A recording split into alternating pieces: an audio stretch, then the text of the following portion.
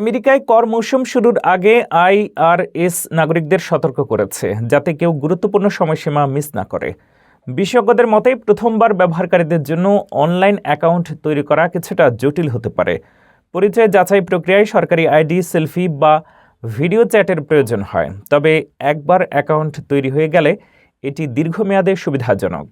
Online account ব্যবহার করে নাগরিকরা তাদের পূর্ববর্তী বছরের রেকর্ড, পেমেন্ট ইতিহাস এবং W2 ও 1099 এর মতো গুরুত্বপূর্ণ নথি সংরক্ষণ করতে পারবেন। এছাড়াও রিফান্ড বা অডিটের স্ট্যাটাস দেখা এবং সরাসরি পেমেন্ট বা পেমেন্ট প্ল্যান সেট করা সম্ভব। এবছর প্রায় 164 মিলিয়ন রিটার্ন প্রক্রিয়াকরণের আশা করা হচ্ছে।